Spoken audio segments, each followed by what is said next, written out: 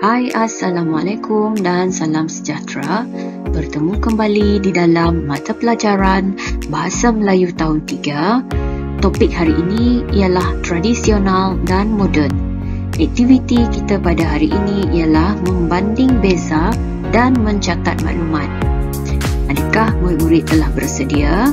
Sila rujuk buku teks pada muka surat 50. Baiklah, mari kita fahami dan baca teks berikut. Tradisional dan moden. Hanif dan datuknya menaiki rakit getah.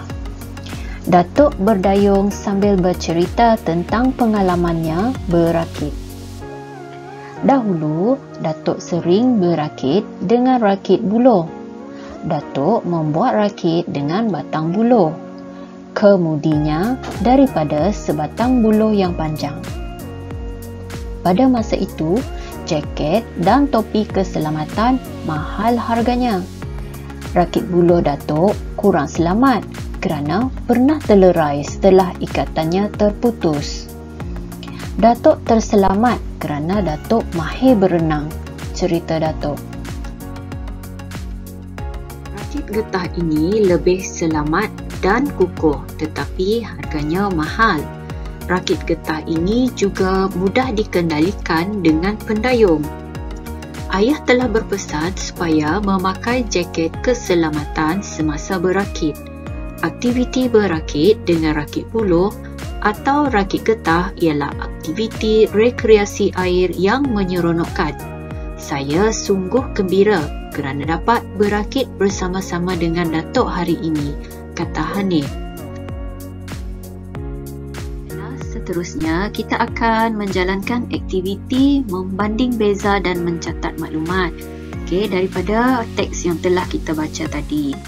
Jadi kita akan gunakan satu peta, memindahkan maklumat ke dalam satu peta iting, iaitu peta buih berganda.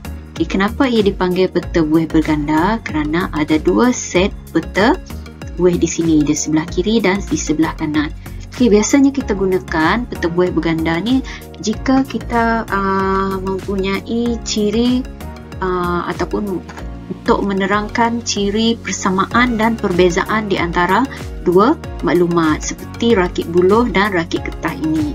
Di bahagian tengah nanti kita akan cari apakah persamaan maklumat di antara rakit buluh dan rakit getah. Manakala di bahagian sisinya adalah ciri-ciri yang hanya dipunyai oleh rakit buluh ataupun ciri-ciri yang hanya dipunyai oleh rakit getah sahaja.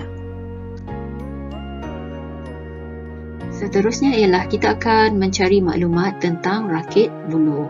Di sini ada satu maklumat yang telah dimasukkan, diisikan, iaitu kurang selamat. Kita perlu cari dua lagi maklumat tentang rakit buluh ini. Mari kita baca. Datuk membuat rakit dengan batang buluh. Ini maklumat boleh kita masukkan. Bahan yang digunakan untuk membuat rakit. Jadi kita masukkan dalam peta buih, diperbuat daripada buluh. Seterusnya, rakit buluh Datuk kurang selamat kerana pernah terlerai setelah ikatannya putus. Rakit buluh memang mempunyai risiko untuk terlerai sebab rakit buluh ni dia tidak diikat menggunakan paku, tiada menggunakan paku, hanya menggunakan tali sahaja. Jadi memang ada risiko untuk terlerai. Jadi kita boleh katakan bahawa rakit buluh ni mudah terlerai. Seterusnya kita akan cari maklumat yang berkaitan dengan rakit getah. Terdapat satu maklumat yang telah diberi, iaitu lebih selamat, dan kita perlu cari dua lagi maklumat berkaitan dengan rakit getah. Kita baca dahulu ayat yang berkaitan dengan rakit getah untuk mendapatkan maklumat. Rakit getah ini lebih selamat dan kukuh, tetapi harganya mahal. Okey, di sini kita sudah jumpa dua maklumat berkaitan dengan rakit getah. Okey, jadi kita boleh isikan maklumat tersebut ke dalam peta buih tersebut.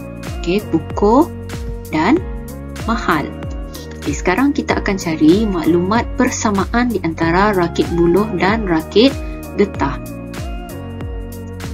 Okey, apakah persamaan di antara rakit buluh dan rakit getah? Persamaan yang pertama ialah ia merupakan rekreasi di air. Okey, kita baca ayat. Aktiviti berakit dengan rakit buluh atau rakit getah ialah aktiviti rekreasi air yang menyeronokkan. Okay, saya sungguh gembira kerana dapat berakit bersama-sama dengan Datuk hari ini. Okey, jadi kita jumpa di sini ia merupakan rekreasi air yang menyeronokkan. Jadi kita boleh letak aktiviti rakit buluh dan rakit getah sebagai aktiviti yang menyeronokkan. Baiklah, sebagai lanjutan, murid-murid akan membuat latihan pada buku aktiviti di muka surat 56 dan 57. Untuk latihan pada muka surat 56, juga kita masih merujuk kepada peta buih berganda. Okey, di mana pada peta buih berganda di bahagian tengah adalah persamaan. Okey, di antara sampan dan kayak, manakala di bahagian tepi sebelah sampan ialah ciri untuk sampan dan di sebelah kanan pula ialah ciri-ciri untuk kayak.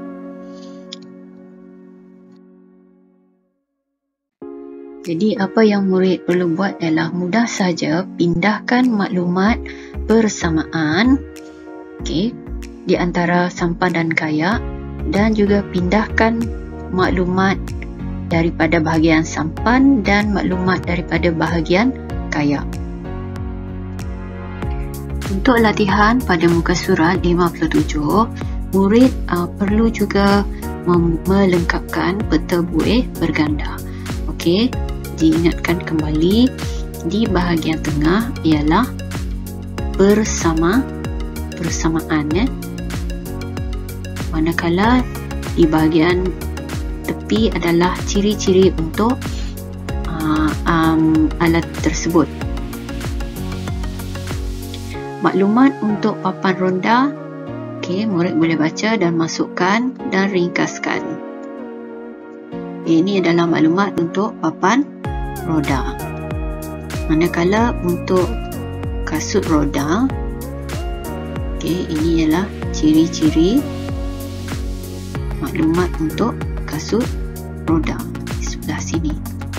Okey, jadi untuk persamaan, ya, kita nampak ini dilengkapi lampu yang terang, dilengkapi lampu. Okey, dua-dua bermaksud mempunyai maksud yang sama.